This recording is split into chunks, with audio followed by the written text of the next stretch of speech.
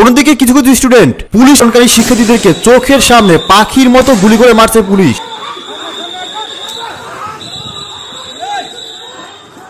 কোটা থাকবে না, ইদার শেখ পরিবার হাসিনা থাকবে, না হয় বাংলাদেশের 20 কোটি মানুষ থাকবে, কোটা থাকতে পারবে না, কোনোভাবে সম্ভব না। বাংলাদেশে মেধার ভিত্তিতে চাকরি হবে, কোঠার ভিত্তিতে নয়।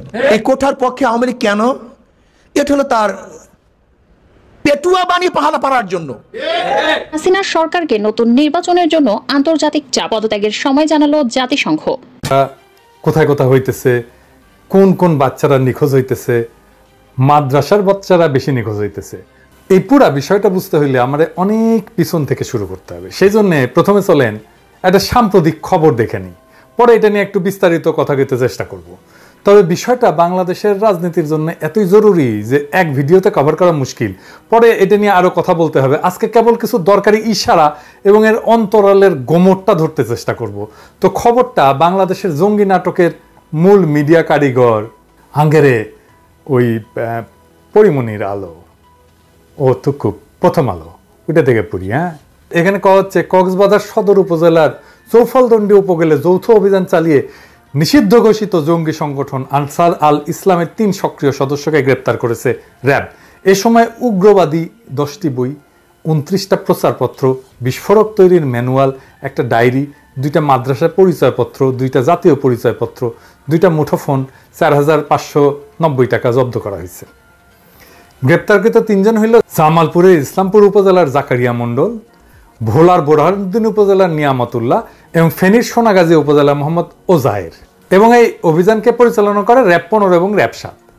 তো র্যাব 15 কক্সবাজার ব্যাটালিয়নের সিনিয়র সহকারী পরিচালক পুলিশ সুপার, অতিরিক্ত পুলিশ সুপার আবুল সালাম চৌধুরী বলে যে চৌফলদন্ডের একটা আস্তানায় গোপন বৈঠক চলাকালে র্যাব 3 জনকে গ্রেপ্তার করে, 3 জনই মাদ্রাসা ছাত্র। তো কইতেছে যে 1 বছর আগে এই মাদ্রাসা ছাত্রের সঙ্গে সামাজিক যোগাযোগ মাধ্যমে জঙ্গি সংগঠনটার আমির সালাউদ্দিন এবং বাংলাদেশের আমির ইসমাইলের সঙ্গে জাকারিয়ার পরিচয় হয়।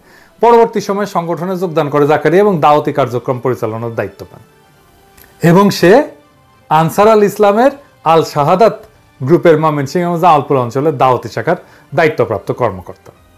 তিনি নাকি অনলাইনে মোবাইল হ্যাকিংয়ে পারদর্শী। আবার র্যাব 15-এর অধিনায়ক লেফটেন্যান্ট কর্নেল এইচ.এন. সাজ্জাদ হোসেন বলছে যে অভিযান এবং নজরদারির মাধ্যমে জঙ্গি দমনে র্যাব তৎপর রয়েছে।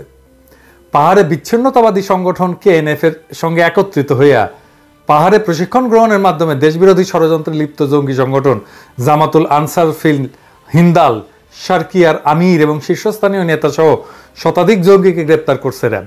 এটা ছাড়া আরো অনেকের উপরে র্যাবের নজরদারি অব্যাহত আছে। এবং সে নাকি হোলি আর্টিজানের হামলার পরবর্তীতে 2000 জঙ্গিকে আইনের আওতায় নিয়ে আসছে র্যাব। এইখানে আরেকটা জিনিস ইন্টারেস্টিং, এটা দেখেন। র্যাবের এক সংবাদ বিজ্ঞপ্তি থেকে জানা যায় গ্রেপ্তার 3 জন নিষিদ্ধ ঘোষিত জঙ্গি সংগঠন আনসার আল ইসলামের সক্রিয় সদস্য। তারা আফগানিস্তানে তালেবানের উত্থানে উদ্বুদ্ধ হয়ে আল কায়দা মতাদর্শের জঙ্গি সংগঠন আনসার আল ইসলামে যোগদান করছে। এখন আপনাদের কারো কি বুঝতে কোনো অসুবিধা হচ্ছে যে সংবাদ র্যাব অফিস থেকে সরবরাহ করা হয়েছে, যা যা বলা হয়েছে সেটাই চাপাই দিচ্ছে। আমি জানি আমার ক্ষুদ্র ভ্রাতা এবং ভগিনীরা ব্যাকে জিনিয়াস আছে, তো তাদের কাছে সবকিছু পানির মতো পরিষ্কার হয়ে যায়, খালি একটু ধরাই দিতে পারলেই হয়, বাকিটা তারাই সেরে ফেলতে পারে। আজকে আমরা হাসিনার জঙ্গি কাঠ খেলা আরে জয় বাংলা করে দেব। এই যে কাউন্টার টেরোরিজম ইউনিট থেকে যে খবর ছাপতে দেওয়া হয়, তাই বিরাট বিপ্লবী জোশে ছাপে প্রথম আলো। বাংলাদেশকে একটা জঙ্গি রাষ্ট্র হিসেবে প্রতিষ্ঠার অন্যতম মিডিয়া কারিগর হইতেছে এই প্রথম আলো আর ডেইলি স্টার। এরা এই যে ইসলাম প্রশ্নে বাংলাদেশের যে ক্ষতি করছে সেটা অপরিমেয়। বাংলাদেশের সমাজের আলেম সমাজকে সাংস্কৃতিকভাবে অপমানিত করার সাহস আর কেউ এত ধারাবাহিকভাবে দেখায় নাই। যাই হোক, এটি নিয়ে পরে কখনো বিস্তারিত বলতে চেষ্টা করব। তো এখন দেখেন যে এইখানে যে বইগুলা টেবিলের উপরে সাজায়, এগুলোকে বিরাট উগ্রবাদী বই হিসেবে দেখানো হইতেছে। এগুলো মেলাদিন থেকে অনলাইনে বিক্রি হচ্ছে, বইয়ের দোকানে বিক্রি হচ্ছে। আমি অন্য কিছু দেখাবো না, রকমারি সহ বিভিন্ন অনলাইন এবং বাংলা বাজারে প্রকাশ্যে বিক্রি হচ্ছে অনেকদিন থেকে। এবং এই বইগুলো খুবই সাধারণ ধর্মীয় কন্টেন্ট নিয়ে তৈরি। এগুলা বিরাট উগ্রবাদী বই হয়ে গেছে তাদের কাছে, মানে প্রথম আলোর প্রতিবেদনে এইগুলো নাকি তাদের কাছে জিহাদি কিতাব। এই ঘটনা যে এইবারই প্রথম ঘটলো তা কিন্তু না, সবসময় এই ধরনের ঘটনা ঘটানো হয়। এমনকি গল্প শোনা গেছে যে জঙ্গিবাদী ফ্লেভার দেওয়ার জন্য, ছবি তোলার জন্য র্যাব নিজ দায়িত্বে কিছু বইপত্র রাখে, এগুলো টেবিলের উপরে সাজায় দেয়। আগে ঘন ঘন এরকম ছবির দরকার হইতো, তখন কিছু বইকে নিষিদ্ধ হিসাবে চিহ্নিত কইরা ওরা নিয়মিত ফটো সেশনে সেগুলো ব্যবহার করত। আর মনের মাধুরী মিশায় মিডিয়াতে গল্প লেখার জন্য একটা প্রশ্ন ধরাই দিত। এখন দেখেন তো ওই যে বইগুলা, এই যে সাহেব একটু পাশাপাশি দেখান তো, রকমারি লিঙ্ক থেকে দেখান তো, দেখেছেন ওই বই তো রকমারিতে বিক্রি হচ্ছে, হ্যাঁ আইনতেই বিক্রি হচ্ছে, তাহলে ওই বই রাখা কেন অপরাধ হবে? এমনকি উগ্রবাদী আলামত হিসেবে যে ডায়েরি লেখে, সে ডায়েরির কথা বলা হচ্ছে।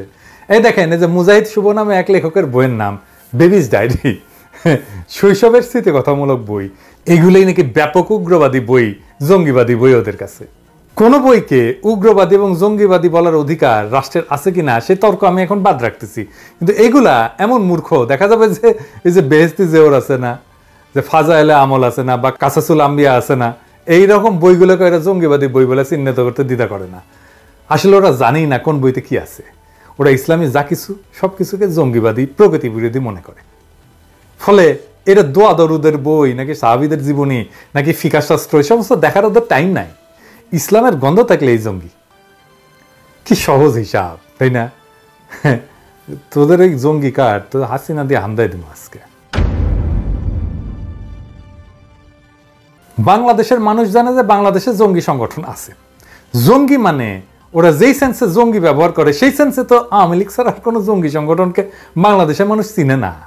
কাজেই নিজেদের এই জঙ্গিপনা এবং বর্বরতা চালায় যাওয়ার জন্য এরা বাংলাদেশের নিরীহ মাদ্রাসা ছাত্রদের জঙ্গি হিসেবে হাজিরের এক ধারাবাহিক খেলায় মেতে উঠছে।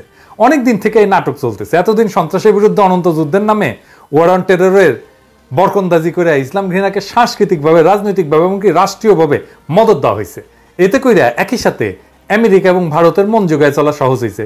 কিন্তু আফগানিস্তানে আমেরিকা চরম শিক্ষা পাওয়ার পর মার্কিন নীতিতে আর ওয়ার অন টেরর আগের মতো অবস্থায় নাই। ওরা ওই পলিসি বাদ দিয়ে দিছে, বরং রোহিঙ্গা ইস্যু, উইঘুরে মুসলিমদের উপর অত্যাচার ইত্যাদি ইস্যুতে আমেরিকাকে এখন সরব দেখা যায়, তাই না? এমনকি ফিলিস্তিনিদের পক্ষে গাজা ইসরায়েলি বোমা হামলার বিরুদ্ধে এক ঐতিহাসিক গণজাগরণ আমেরিকাতে দেখা গেছে, খোদ আমেরিকাতে, খোদ পশ্চিমে।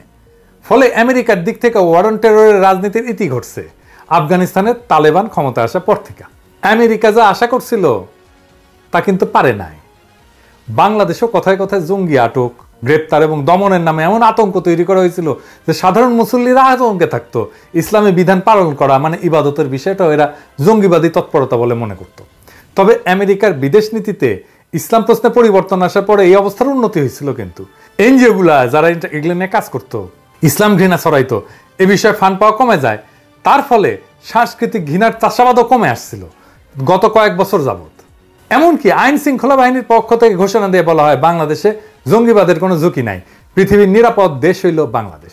বাংলাদেশে জঙ্গি নাটক আর ইসলামোফোবিয়া ছড়ানোর সবচেয়ে এলিট মেশিন ডেইলি স্টারের সংবাদ দেখেন। বাংলাদেশ বিশ্বের সবচেয়ে নিরাপদ দেশ, এদেশে জঙ্গি হামলার কোনো শঙ্কা নাই বলে দাবি করছেন র্যাবের মহাপরিচালক মোহাম্মদ হারুনুর রশিদ। সে বলতেছে যে বাংলাদেশে জঙ্গি তৎপরতার কোনো তথ্য আমাদের কাছে নাই, পরিস্থিতি এখন অনেকটাই নিয়ন্ত্রণে। শুধু তাই না, আমি